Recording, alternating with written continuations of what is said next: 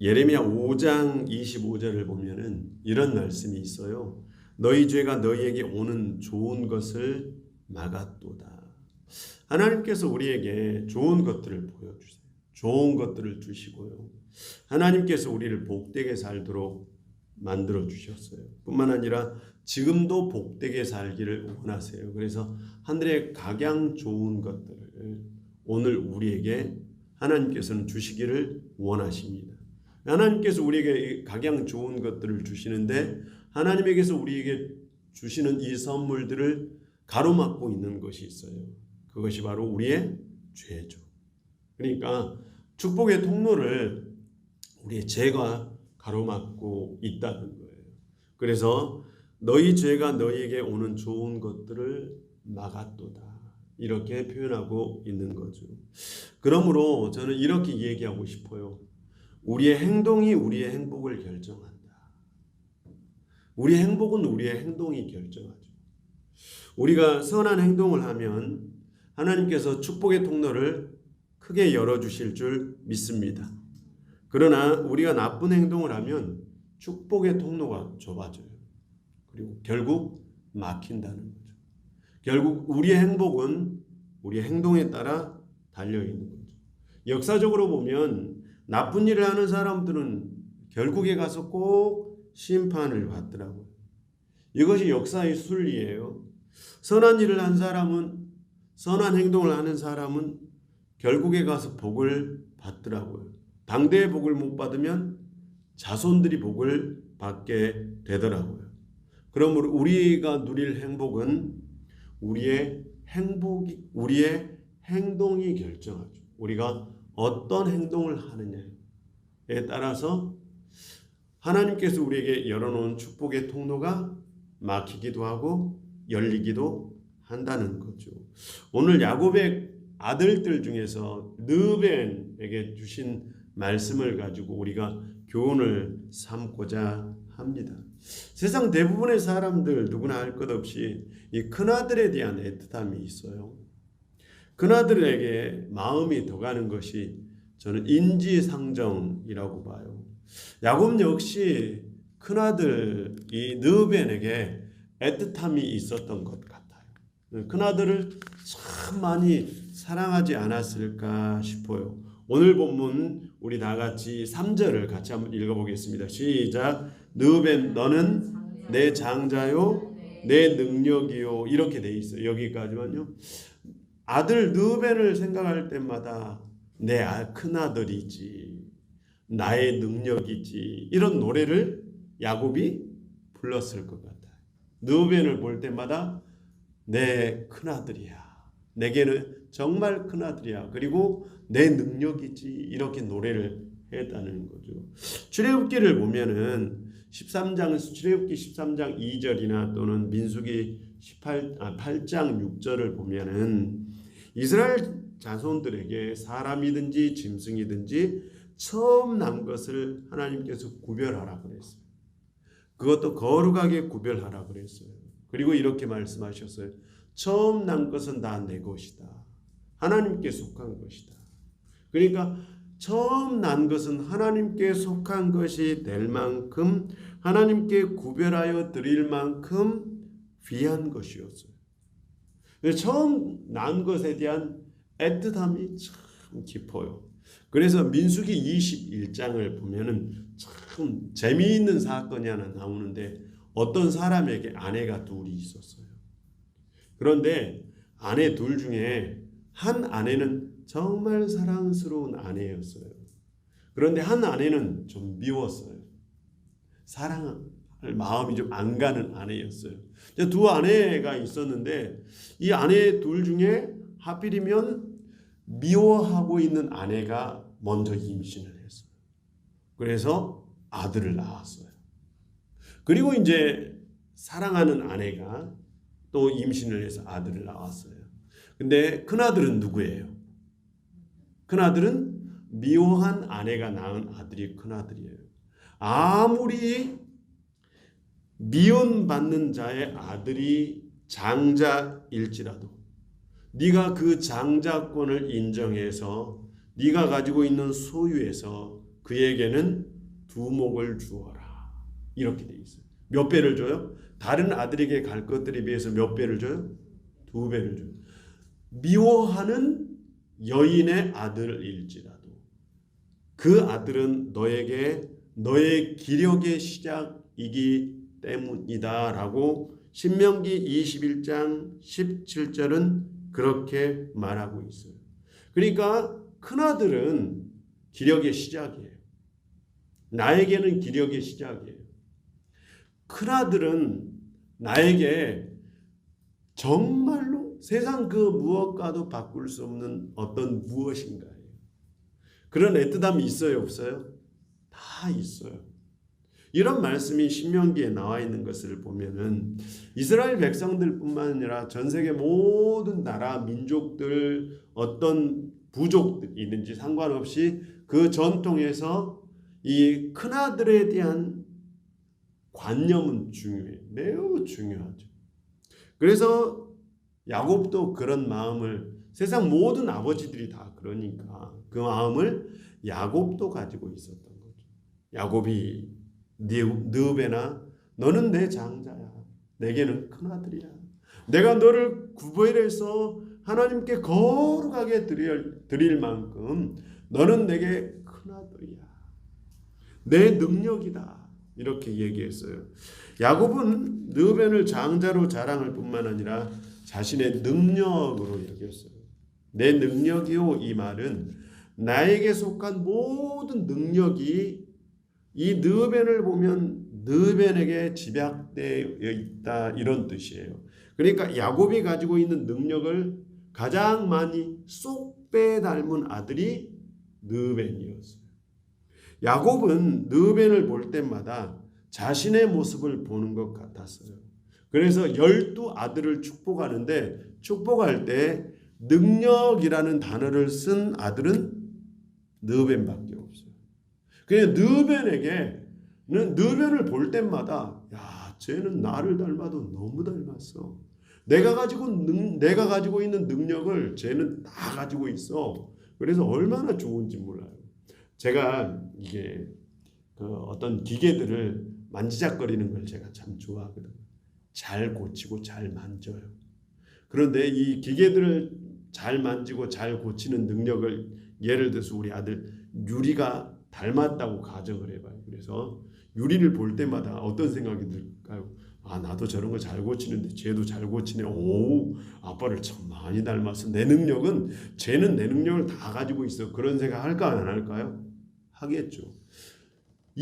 제가 가지고 있는 능력을 둘째가 가질 수도 있고 셋째가 가질 수도 있고 넷째가 가질 수도 있는데 야곱은 12아들의 딸 하나 13명이니까 13명 중에서 아버지 야곱이 가지고 있는 능력을 가장 많이 빼닮은 아들이 누구라고요? 장자 르벤. 장자에다가 자기가 가지고 있는 능력까지 빼닮았으니까 어릴 때부터 이 르벤을 키울 때 얼마나 기뻤을까? 성도 여러분, 기쁠까요? 안 기쁠까요? 큰 애가 내 능력을 타고받았어요. 얼마나 좋을까요? 둘째, 셋째가 이 내 능력을 받으면, 이어받으면 좋겠지만 이 큰 애가 능력을 받았으니 얼마나 좋아요. 그래서 매우 기뻤을 거예요. 거기다가 이 르벤은 장점이 더 있었어요. 우리 3절을 같이 한번 읽어봐요. 시작. 르벤아 너는 내 장자요 내 능력이요 내 기력의 시작이라. 그 다음 위풍이 월등하고 이렇게 돼 있어요. 위풍이 월등하고 거기다 밑줄을 쫙 그으세요. 매우 중요한 단어가 나왔어요. 이것은 좀 저는 이 부분 해석을 참 잘하고 싶어요. 위풍은 위험을 뜻해요. 다른 아들들에 비해서 어떤 위험을 가지고 있었어요. 어떤 위험을 가지고 있었냐? 우리식으로 표현하면 인격이 훌륭했다. 이렇게 표현하면 좋아요. 르벤은 성격이 나무랄 데가 없을 만큼 친절하고 좋았어요. 인격적이었어요. 사실 르벤은 탁월한 품위와 탁월한 인격을 가지고 있었어요. 창세기 37장을 보면 요셉이 이 멀리서 오는 것을 보고 형제들이 저 요셉을 죽이자라고 해요. 그런데 요셉 죽인 것을 반대한 유일한 사람이 있었어요. 느벤이었어요. 느벤은 요셉 죽이는 걸 반대해요. 그래서 요셉을 죽이지 말고 구덩이에 두자 이렇게 얘기해요. 그런데 구덩이에 두려고 했던 이유도 성경은 이렇게 얘기해요. 느벤이 후에 형제들 모르게 이 요셉을 구덩이에서 꺼내주려고 했어요. 그런데 형제들이 이 요셉을 노예로 파는 것까지는 막지는 못했지만 어쨌든 요셉의 생명을 지켜준 형은 누구예요? 느벤이에요. 인격적으로 참 성숙한 형이었어요. 창세기 42장을 보면 흉년이 들어서 한 번 갔다 왔는데 또 한 번 가야 되는데 시므온이 지금 볼모로 잡혀 있거든요. 그런데 이번에 이제 베냐민을 데리고 가야 돼요. 근데 아버지가 베냐민을 절대로 못 데리고 가게 해요. 그때 나서서 아버지를 설득한 사람은 느벤이에요. 느벤이 아버지에게 이렇게 얘기해요. 아버지, 제게 아들 둘이 있는데 제가 느벤을 데리고 갔다가 아버지가 가장 사랑하는 이 아들을 제가 데리고 오지 못하면 제 아들 둘을 아버지께 바치겠습니다. 아버지께서 마음대로 하세요.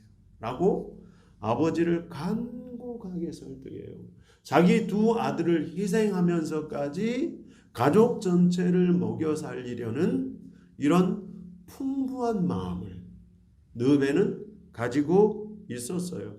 그래서 형제들 사이에서 큰형은 참 인격적이야. 큰형은 우리에게 품위가 있어. 큰형의 품위, 그것을 큰형 느벤은 참 잘 보여주고 있어. 그러니까 인격적인 면에서 장자로서 손색이 없었어요. 거기다가요, 잘생겼어요. 권능이 인격적인 면에서 탁월했고, 우리 같이 한번 읽어요. 그 다음 위풍이 월등하고 권능이 시작. 권능이 탁월하다. 육체적으로 이 말은 힘이 좋았다 이런 뜻이에요. 아마 이렇게 읽으면 좋을 것 같아요. 삼손처럼 힘이 좋았다. 아니면 다윗의 세 번째 아들 우리가 잘 아는 것처럼 압살롬도 외모가 출중하고 힘이 좋았거든요. 압살롬과 같은. 여기까지 보면 느베는요 장자죠. 거기다가 아버지가 가지고 있는 기질을 다 가지고 있죠. 세 번째로 인격도 완성되어 있죠. 네 번째, 육체적으로도 다른 아이들에 비해서 튼튼했어요. 힘이 셌어요. 장군감이었다고. 그러니까 장자의 축복을 받기에는 손색이 없었어요. 그런데 장자의 축복을 받지 못합니다. 우리 4절을 같이 한번 읽어보죠. 시작. 물의 끓음 같았은즉 너는 탁월하지 못하리니 내가 아버지의 침상에 올라 더럽혔음이로다. 그가 내 침상에 올랐었도다. 느벤에게는 플러스 요인이 최소한 4가지 정도가 있었는데 이 아버지가 가지고 있는 장자의 축복을 받을 만한 마이너스 요인이 딱 하나 있었어요. 그런데 이 마이너스 요인이 플러스 요인 4가지를 삼키고도 남을 만한 치명적인 마이너스 요인을 가지고 있었어요. 그것은 바로 성적인 욕망을 제어하지 못한다는 단점을 하나 가지고 있었어요. 성도 여러분, 지금 우리 사회에서는 일부 일처제를 매우 중요하게 여기죠. 얼마 전까지만 해도 우리나라도 간통죄가 있었죠. 지금은 간통죄가 폐지됐지만 간통죄가 있다는 것은 아내만을 사랑하라 이런 뜻이죠. 그런데 조선시대만 해도 대부분의 이제 좀 있는 가문에서는 첩이 있기도 하고 또 얼마든지 여자를 취할 수 있는 거죠. 그러니까 고대 사회에서는 이 성적으로 남자들이 조금 방탕해질 수 있는 가능성이 탁월했어요. 이제 그런 사회였단 말이죠. 이 육체적으로 건강하고 마음 쓰는 것 훌륭하고 게다가 형제들 간에도 인품 참 좋기로 소문난 큰형이 딱 한 가지 단점이 있었는데 끌어오르는 욕망을, 특별히 성적인 욕망을 주체하지 못했어요. 그래서 이 육체적인 욕망에 느벤이 넘어져요. 우리가 잘 아는 것처럼 느벤은 아버지의 아내를 하고 동침을 하죠. 아버지에게는 첩이 있었는데 첩 비라가 있었는데 비라와 동침을 하죠. 이 성경에 나온 얘기죠. 사회적으로 덕망이 있고 회사에서 직원들에게 아버지처럼 자상하고 가정에 들어오면 아내에게 잘하고 자녀들에게 아버지로서 둘도 없이 친절한 사람이 있지만, 그러지만 세상 많은 사람들이 입이 닳도록 칭찬하지만 성적인 부분에서 취약점을 가지고 있는 사람들, 오늘 우리 현대사회에서도 찾아볼 수 있을까요? 없을까요?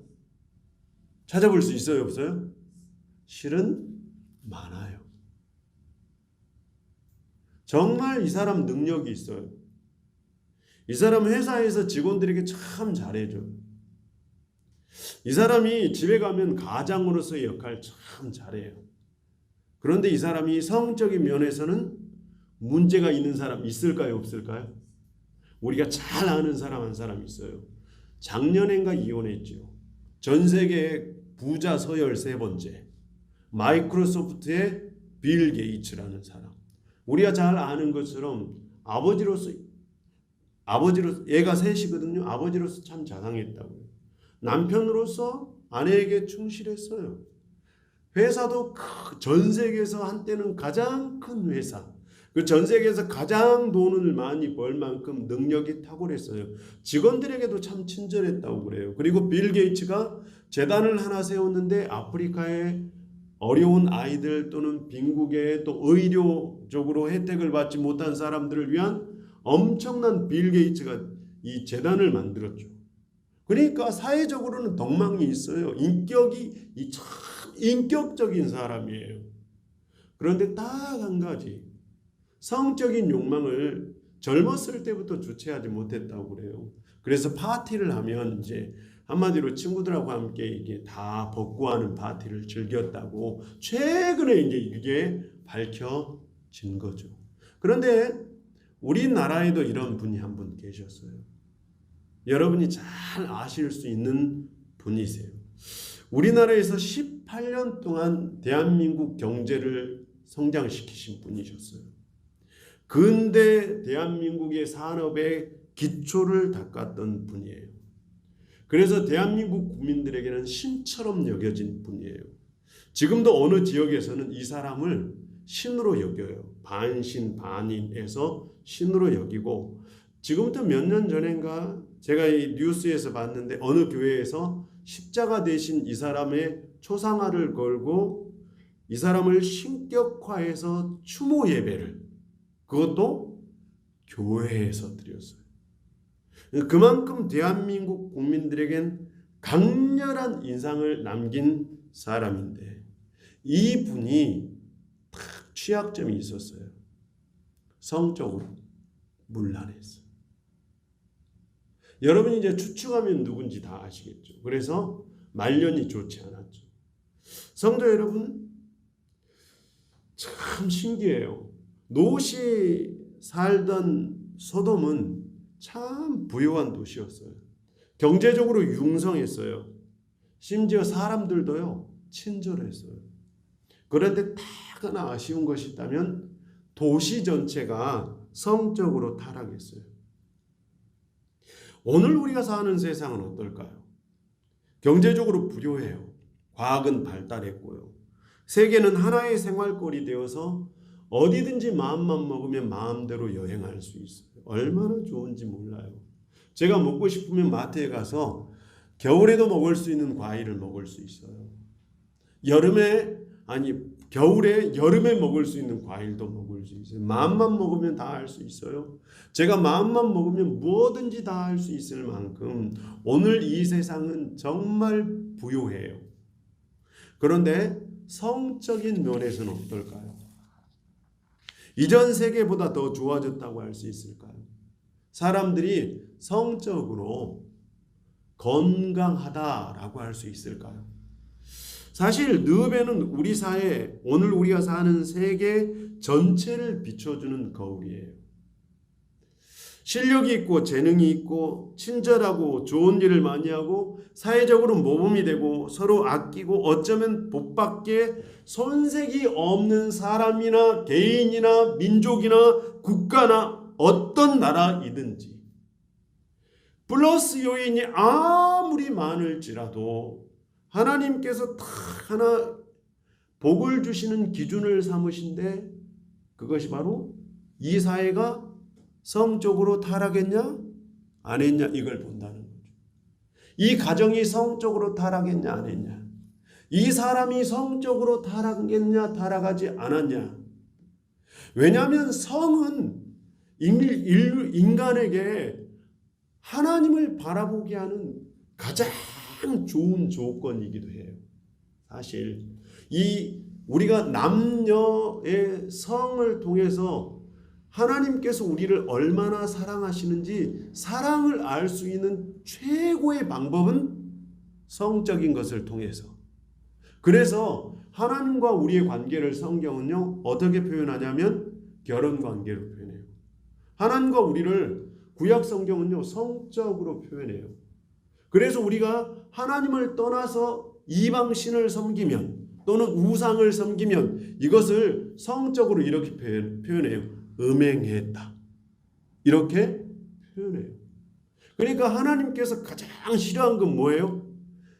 하나님을 향한 사랑을 알 수 있는 가장 좋은 방법을 인간 안에 아내를 사랑함으로써 하나님을 진짜 사랑할 수 있는 방법을 알게 했는데 여기에서 이 사랑이 왜곡되고 변질되면 하나님을 향한 사랑도 변질되고 왜곡될까요? 안 될까요? 되겠죠. 그래서요, 성적인 것이 타락하기 시작하면요, 하나님과의 관계가 반드시 깨지게 돼 있어요. 제가 신앙이 아무리 좋아도요, 제 아내와 저와의 관계가 깨지면 제 신앙이 무너질까요? 안 무너질까요? 무너져요? 안 무너져요? 무너져요. 사회가 아무리 살기 좋고 이 사회가 겉으로 보기에는 부유하고 경제적으로 강하고 기술이 발달하고 그래서 무언가 축복이 넘쳐난 것 같지만 그 안에서 뭔가 이 국민들 또는 각 가정 안에 있는 성적인 것들이 작은 부분인 것 같지만 그것이 무너져 내리기 시작하면 그 사회 전체는 언젠가 갑자기 훅 무너져 내릴 거예요. 이것을 보여준 가장 대표적인 사람이 누구냐? 느벤이에요. 얼마나 좋아요. 모든 복을 다 가질 만큼 탁월했는데 딱 하나 부족했어요. 뭐요? 성적인 부분에서 넘어졌어요. 사단이 인간을 넘어뜨릴 때 가장 넘어뜨리기 쉬운 방법은 이 사람에게요, 성적인 것을 어떻게 해요? 앞에요, 유혹으로. 그럴 때 넘어가기가 참 쉽다는 거죠. 성도 여러분, 성경에 음행이라는 말이 구약 성경에는 여기저기에서 나오고요. 음행이라는 말이 신약 성경도 참 은혜로운 성경이 신약 성경인데 신약 성경도 음행이라는 단어가 얼마나 많이 나오는지 몰라요. 사도행전 15장 29절을 보면 우상의 제물과 음행과 목매어 죽은 것과 피를 멀리하다 이렇게 돼 있어요. 고린도전서 5장 11절을 보면 음행하는 자는 사귀지도 말라 이렇게 돼 있어요. 갈라디아서 5장 19절을 보면 육체의 일은 분명하니 곧 음행과 더러운 것과 호색하는 것이다. 에베소 5장 13절을 보면 음행과 온갖 더러운 것과 탐욕은 너희 중에서 그 이름조차도 부르지 말라. 음행이 절대로 너희에게 가까이 오지 못하도록 하라. 히브리서 13장 4절은 그래서 모든 사람은 결혼을 귀히 여기고 침소를 더럽히지 말라. 음행하는 자들과 간음하는 자들을 하나님께서 심판하실 것이다. 이렇게 말하고 있어요. 요한계시록 18장 3절을 보면 그 음행의 진노의 포도주로 말미암아 만국이 무너졌다. 세상 모든 제국들과 세상 모든 나라들을 무너뜨리는데, 음녀가 무너뜨리는데 가장 좋은 방법은 음행의 포도주를 국민들에게 먹여버립니다. 사실 전 세계 제국 가운데 가장 지구 역사상 가장 강한 제국은 로마 제국. 지금까지 로마 제국보다 더 좋은 제국은 없었어요. 미국도 아무리 발달된 나라이지만 로마 제국을 못 따라가요. 로마 제국은 경제적으로 완벽한 나라였어요. 정치적으로도 공화정을 이룰 만큼 완벽했어요. 뿐만 아니라 로마는 군사력이 참 튼튼했어요.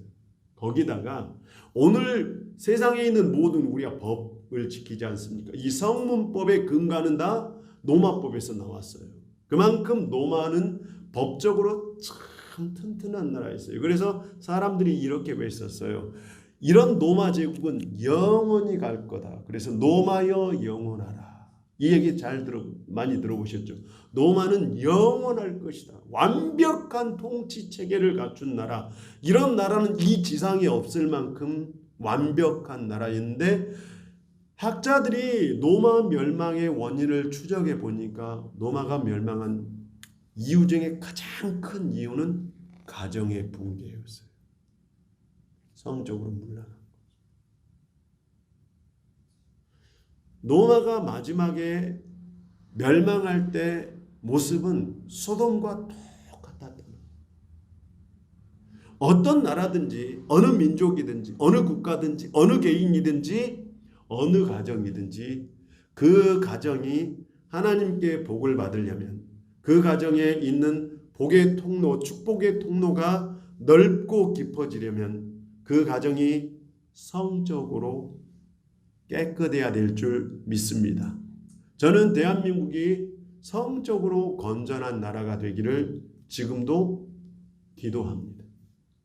특별히 대한민국 남성들이 성적으로 건강하기를 기도합니다.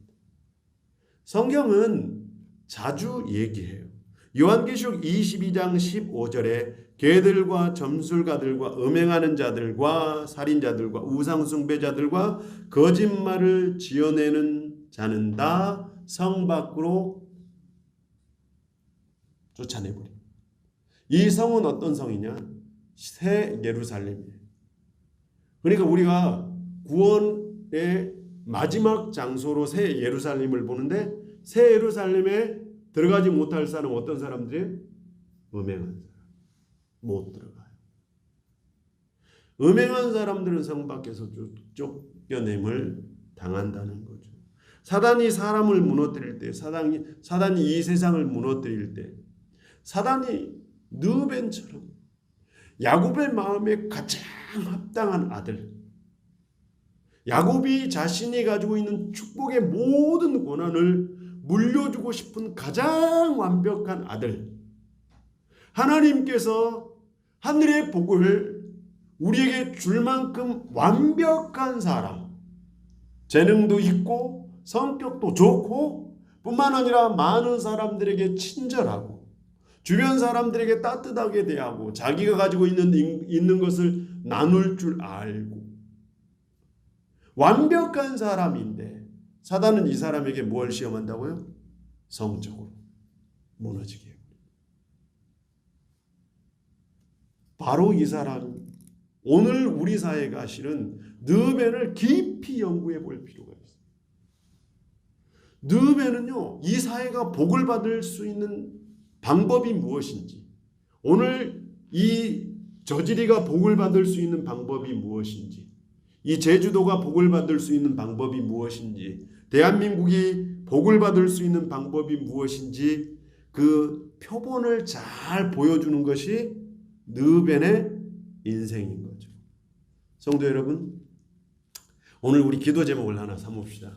대한민국의 순결함을 위해서 기도합시다. 우리 자녀들의 순결함을 위해서 우리가 기도해야 될 줄 믿습니다. 그러면 순결해지려면 우리 개인의 의지로 돼야 안 돼요? 저는 안 된다고 봐요. 그래서 갈라디아서 5장을 보면 성령의 일과 육체의 일을 사도 바울이 딱 대비시켰는데, 성령의 사람은 이런 성적으로 문란하게 하는 이 사단의 계략을 어떻게 해요? 밀어내요.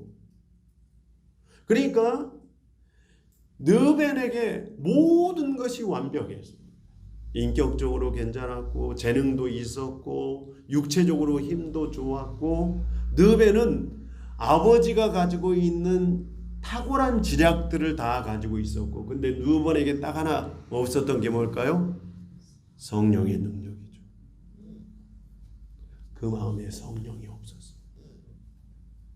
그래서 아버지의 침상을 더럽힌 거죠. 성도 여러분, 우리가 우리 자신을 지킬 수 없습니다.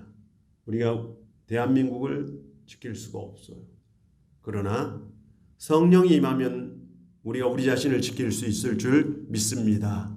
성령이 임하면 이 저지리를 영적으로 깨끗하게 할 줄 믿습니다. 성령이 이 대한민국에 임하기를 우리가 기도해야 될 줄 믿습니다. 대한민국이 저는 성적으로도 깨끗한 나라가, 완벽하게 그럴 수는 없겠죠. 인간의 욕망을 어떻게 다 제어할 수 있겠습니까? 국가법으로는 불가능하죠. 아무리 국가법으로 이 간통죄를 다시 부활하고 법적으로 아무리 많은 조항을 만들어도, 성도 여러분, 인간의 욕망을 제어할 수 있어요? 없어요? 없어요. 그러나 그 마음에 성령이 오시면 가능하게 될 줄 믿습니다. 그래서 대한민국 국민들이 한 사람 한 사람 성령의 사람 되기를 위해서 기도합시다. 그러면 우리가 하나님께서 우리에게 정해놓은 복의 통로를 막는 사람이 아니라 복의 통로를 여는 성령의 사람 될 줄 믿습니다. 이제 아시겠죠? 기도의 제목, 아주 중요한 기도의 제목을 전해드렸어요. 오늘은 제가 느벤을 정말 설교 준비를 하면서 느벤은 한 개인이 아니라 한 개인, 가정의 가장, 또는 한 국가, 또는 한 공동체 다 될 수 있겠구나. 인격적으로 아무리 좋아도, 능력이 아무리 탁월해도 진짜 복을 받을 수 있는 지름길은 성결해지는 것, 성령으로 충만해지는 것인 줄 믿습니다. 함께 기도합시다. 참 좋으신 아버지 하나님, 오늘 우리 가운데 함께 해주셔서 우리에게 허락해 주시고 성령의 능력을 받게 하시며 성령의 역사를 써갈 수 있도록 인도하여 주시옵소서. 예수 그리스도 이름으로 기도하옵나이다. 아멘.